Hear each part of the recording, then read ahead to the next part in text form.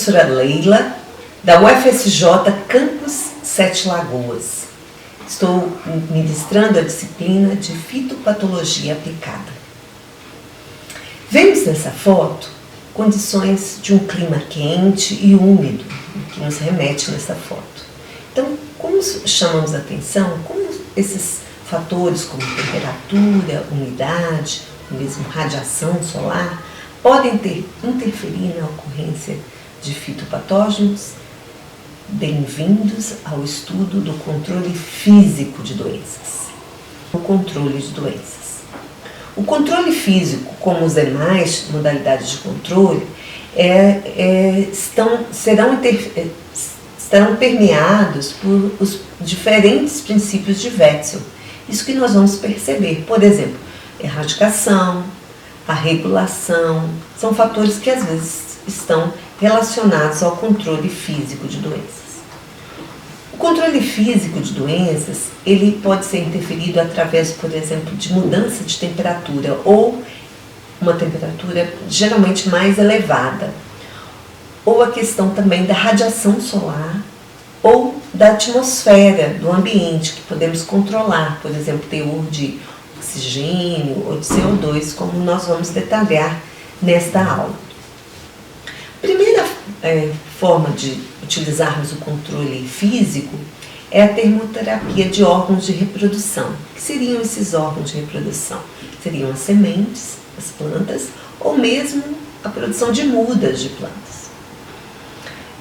Há uma combinação da eliminação do patógeno em relação ao tempo e a temperatura, associado a essas sementes e esses órgãos de reprodução. Quanto maior for a diferença, por exemplo, entre a sensibilidade térmica do hospedeiro e do patógeno, será melhor. Se um patógeno, por exemplo, morrer a 35 graus e uma planta, no caso uma semente, só for afetada, por exemplo, a uma temperatura bem mais elevada, 70 graus, nós poderemos utilizar essa temperatura em torno de 35 graus sem afetar, por exemplo, o vigor das sementes. Então, quais são os fatores que podem influenciar num manejo, no controle físico adequado e não interferindo, por exemplo, na germinação de uma semente? Quais seriam esses fatores? A primeira questão que levamos em conta é o teor de umidade do material. Quanto mais úmido o material, mais será a condutividade térmica, por exemplo, dessa temperatura. Então, não podemos lançar mão de temperaturas muito altas, porque senão poderá interferir no vigor de uma semente. Quanto maior o nível de dormência, talvez a utilização de um controle térmico, termoterapia, pode ser um fator que não vai interferir muito, pode às vezes até auxiliar na germinação dessa semente. A idade, o vigor das sementes tem que ser levado em conta. Uma semente mais velha, possivelmente, talvez ela não consiga suportar uma termoterapia e alterar, consequentemente, o vigor das sementes.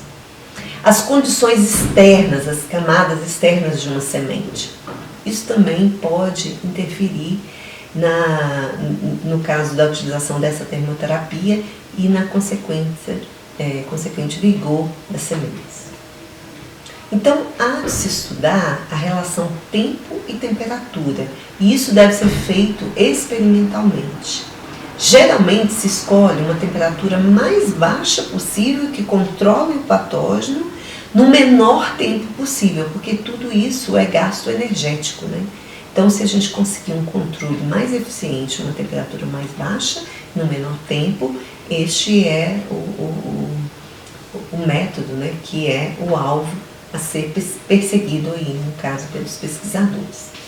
Como então pode ser feito um tratamento térmico, com calor? Pode ser feito de duas formas. Uma delas é se dar uma temperatura muito alta e curta de exposição. Isso geralmente erradica um patógeno. Nós podemos pegar uma semente, por exemplo, submeter lá ao calor, um calor muito intenso, mas se nós fizermos isso, nós vamos estragar essa semente. Então, nós podemos fazer isso de forma, às vezes, muito curta, instantânea, né? Isso pode ser interessante. E outra forma é através de uma pouca exposição intensa, quer dizer, uma temperatura mais amena, mas um longo tempo de exposição ao calor. Isso é utilizado para reduzir a concentração de um nódulo de um patógeno na planta, né? No caso, geralmente associada à cultura de meristemas. Então, você pode dar uma temperatura um pouco mais menor, mas num período maior. Então, esses dois princípios aí. E nós podemos utilizar também na termoterapia só a água quente, como se a gente fervesse, o ar quente, né, o ar seco quente, ou vapor. O que seria o vapor? A combinação de ar quente com gotículas de ar. Então, são essas três formas que são estudadas aí pelos pesquisadores. Você utilizar, por exemplo, uma água, né, aqui, aquecida, ou mesmo o ar, não tem nenhum elemento de umidade, um ar quente. Ou o vapor, que seriam gotículas de água aquecidas. De modo geral, esse tratamento com só a água quente é feito, por exemplo, com maiores temperaturas do que o método, por exemplo, com ar quente, só o ar, o vapor, né? A gente utiliza uma água mais quente, mas aí tem que combinar temperatura e tempo, lembrando, né? Uma variação desse método é a inativação térmica localizada de vírus de plantas ou mesmo de borbulhas ou mesmo em garfos enxertados em cavalos imunes por meio de minicâmeras, como se fossem caixinhas que você consegue colocar esse material de propagação dentro dessas caixas e podem inativar, por exemplo, vírus, né? E dentro desse material vegetal. Lembrando que todo o estudo é feito experimentalmente, observando a questão da viabilidade da muda ou mesmo da semente a posterior.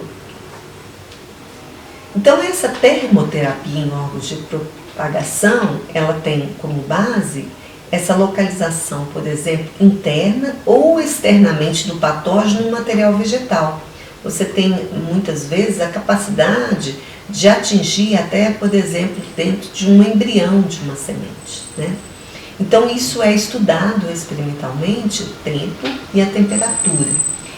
E esses cuidados, eles têm que lembrar sempre o princípio, que tem que inativar o patógeno, mas não causar danos à planta hospedeira, no caso, as sementes e as mudas. E o sucesso dessa metodologia vai estar naquilo que a gente já falou, né? Da condição térmica do hospedeiro, que ele suporta, e do patógeno, né? Quanto menor, por exemplo, a temperatura que controla o patógeno e estiver mais elevada a temperatura de suporte da planta, será maior sucesso dessa medida. Então, isso é utilizado, por exemplo, em tratamentos de sementes, principalmente de sementes de hortaliças. Tratamentos de bulbos de plantas ornamentais, vamos pensar plantas como amarílis, a própria tulipa, né, que produzem bulbos. Esses bulbos podem ser tratados previamente antes do cultivo. Tratamento da planta inteira, no caso de matrizes de propagação, como plantas de videira. Tratamentos de meristemas, como as gemas de cana-de-açúcar. Já tem casos práticos que acontecem para essas situações. Aqui nós vemos uma tabela até antiga, mas ela é bem clássica, do tratamento térmico de sementes, né? Há uma combinação de tempo e temperatura, e como a gente viu para a abóbora, né? E dentro do beterraba, e a gente vai perceber que dependendo do patógeno alvo, esses tratamentos podem modificar. Se a gente usa só vapor, ou se a gente usa a água mesmo, né? E a água quente, ou mesmo o ar quente. Então, aconselho quando vocês forem trabalhar, estudar mesmo detalhadamente quais os tratamentos térmicos para aquela determinada semente que vocês irão utilizar. E é interessante observar que é um tratamento simples e podem ser utilizados sistemas, por exemplo, de produção orgânica. Um exemplo clássico de termoterapia é o tratamento das gemas de cana-de-açúcar de uma doença importante chamada Leufictonia chili, que causa raquitismo da soqueira. É uma doença que ataca internamente, a bactéria ataca internamente a cana-de-açúcar e pode gerar, após o corte dessa cana-de-açúcar, uma planta que fica pequena, por isso que é o nome de raquitismo. Então, a utilização de tanques de água com águas a temperatura de 52 graus, quando colocada essas toletes de cana-de-açúcar, vai tratar essas gemas durante 30 minutos. Então, há uma perda da germinação dessas gemas, mas há uma grande importância da redução, né, da ocorrência de uma doença importante dessa bacteriose que poderá comprometer aos vários cortes sucessivos da cana-de-açúcar que se espera, 5 a 6 cortes posteriormente. Uma outra modalidade de tratamento, já não termoterapia, vamos falar do tratamento térmico do solo, como ele trata o solo. A gente pode utilizar vapor. O que seria o vapor? Seriam gotículas de água quentes, né? A gente pode utilizar esse vapor para tratar, por exemplo, as casas de vegetação, os canteiros, né? Principalmente em áreas menores. Como que é feito isso, né? Se trata a parte interna dessas casas de vegetação. Aqui nós estamos vendo um exemplo de um injetor de vapor de água desenvolvido pela Embrapa. Nós vemos uma manta plástica, né? Esse calor ele é injetado por essa caldeira, que é acoplada a um mini trator. Esse vapor ele é colocado dentro do solo e ele trata o solo. Então é um custo que é relativamente alto, mas é interessante que se mata não só os patógenos de solo, mas todos os insetos, pragas que estariam no solo, também as plantas ditas infestantes. Qual a desvantagem desse produto? É que ele dessa técnica, né? Ela é uma técnica cara, não dá para usar em grandes áreas. É usada mais para áreas pequenas. E o problema também dessa técnica é que mata toda a vida do solo, que a gente fala de vácuo biológico. Então, o que é importante às vezes é associar essa técnica com a introdução de agentes de controle biológico, né, de interesse, para se estabelecer uma microbiota positiva no solo novamente. Uma outra forma seria utilizarmos o calor seco.